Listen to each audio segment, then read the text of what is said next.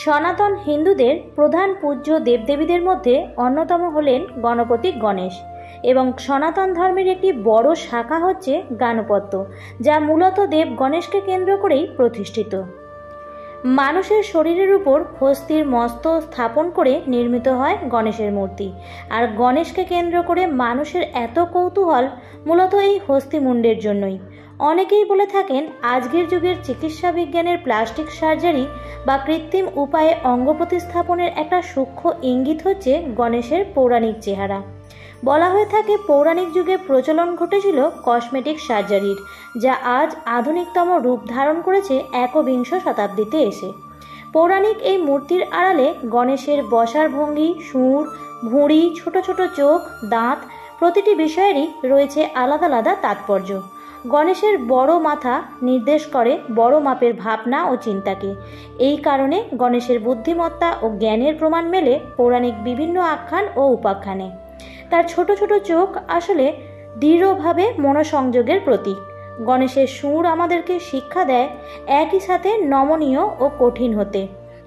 এই সুর দিয়ে হস্তি জলকেলি করে থাকে, আবার প্রয়োজনে সুর দিয়ে বাজাতে পারে প্রলয়ের দামামা। তার বড় কান হলো ভালো করে শোনা আর অপ্রয়োজনীয় কথাকে বাতিল করে দেওয়ার চিহ্ন। গণেশের মোটা ভুঁড়ি জীবনকে উপভোগ করার প্রতীক। তিনি বসেন এক পা ভাঁজ করে আর এক পা মাটিতে রেখে। তার এই বিশেষ বসার ভঙ্গি নির্দেশ করে ওড়ার ইচ্ছে হোক আকাশ ছোঁয়া, কিন্তু পা থাকুক মাটিতে। তবে গণপতির শরীরের অন্যতম প্রধান আকর্ষণীয় অঙ্গ হলো তার দুটি দাঁত, যা আসলে গজদন্ত। এই দুইয়ের মধ্যে আবার একটি দাঁত ভাঙা। বলা হয় মানুষকে সমস্ত রকম খারাপ চিন্তা ও ভুল সিদ্ধান্তের বিরুদ্ধে লড়াই করে জেতার শক্তির প্রতীক হচ্ছে গণেশের ভাঙা দাঁতটি। তবে তার একটি দাঁত ভাঙা কেন, তার পেছনে রয়েছে দুটি পৌরাণিক কাহিনী। চলুন দর্শক বন্ধুরা, জেনে নেওয়া যাক চমৎকার সেই কাহিনী দুটি। নমস্কার বন্ধুরা, ইন্সপায়ারিং উইথ পিয়ালি চ্যানেলের আরও একটি নতুন ভিডিওতে আপনাদের সকলকে জানাই স্বাগত। গণেশের একদন্তী হওয়ার প্রথম কাহিনীটি মহাভারত কেন্দ্রিক।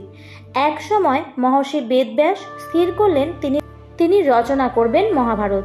কিন্তু শ্লোক রচনা করে অত বড় মহাকাব্য লেখা তো কঠিন, তাই বেদব্যাস শরণাপন্ন হলেন ব্রহ্মার। প্রজাপতি ব্রহ্মা পরামর্শ দিলেন গণেশের সাহায্য নিতে। সেই মতো তপস্যায় বসলেন বেদব্যাস। তার ভক্তিপূর্ণ তপস্যায় সন্তুষ্ট হয়ে আবির্ভূত হলেন মহাজ্ঞানী গণেশ। প্রার্থনা মোতাবেক বেদব্যাসকে সাহায্য করতে সম্মত হলেন তিনি, কিন্তু শর্ত রাখলেন বেদব্যাস এক লহমার জন্য থামতে পারবেন না, থামলেই গণেশ বন্ধ করবেন রচনা লিখন। বিপদ বুঝে পাল্টা শর্ত রাখলেন বেদব্যাসও। তিনি বললেন তিনিও থামবেন না, কিন্তু গণেশকে সব শ্লোক বুঝে লিখতে হবে। আগে বুঝতে হবে, তারপর লিখতে হবে। তাতে সম্মত হলেন গণপতিও। এরপর শুরু হলো মহাভারত লেখা। বেদব্যাস ইচ্ছা করেই জটিল শ্লোক রচনা করে বলতে লাগলেন। বুঝতে সময় নিলেন গণেশ। এতে বেদব্যাস যথেষ্ট সময় পেয়ে গেলেন পরবর্তী শ্লোক রচনা করার জন্য। এইভাবে একদিকে ব্যাসদেব বলে চলেন, অন্যদিকে পার্বতীপুত্র লিখে চলেন। লিখতে লিখতে পালকের কলম গেল ভেঙে। এবার উপায়, থামলে তো চলবে না। গণেশ নিজের একটি দাঁত ভেঙে নিলেন। সেটাই হলো মহাভারত লেখার কলম। যতই লেখো না কেন, গজদন্ত তো আর ভাঙবে না। এভাবেই লম্বদরের দাঁত দিয়ে লেখা হলো পৃথিবীর বৃহত্তম মহাকাব্য। মহাভারতে আছে 5000-এরও বেশি শ্লোক এবং শব্দ সংখ্যা 1.8 মিলিয়নেরও বেশি। ভারতীয় পুরাণে এই আখ্যান আত্মত্যাগের এক বিরাট নজির, যেখানে নিজের শরীরের অঙ্গের মায়া ত্যাগ করে মহাগ্রন্থ লিপিবদ্ধ প্রচেষ্টায় বদ্ধপরিকর ছিলেন গণেশজি। গণেশের দাঁত ভাঙা নিয়ে আছে আরও একটি তথ্য। তার সঙ্গেও জড়িয়ে আছে আত্মত্যাগ। কথিত আছে শিবের বরে বলিয়ান হয়ে 21টি বার ভগবান পরশুরাম ক্ষত্রিয় নিধন করেন। এরপর শিবকে কৃতজ্ঞতা জানাতে তিনি পদার্পণ করেন কৈলাস পর্বতে, কিন্তু সেখানে ঢুকতে বাধা পান পরশুরাম।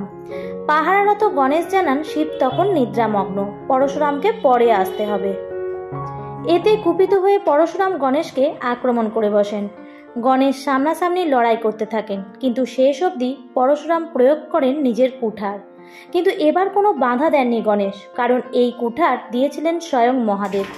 ফলে বিনা প্রত্যাঘাতে কুঠারের আঘাতে ভেঙে পড়ল গণেশের একটি দাঁত। এখানেও আত্মত্যাগ। বাবার সম্মান ক্ষুণ্ণ না করতেই প্রত্যাঘাতে বিরত থাকেন গণেশ।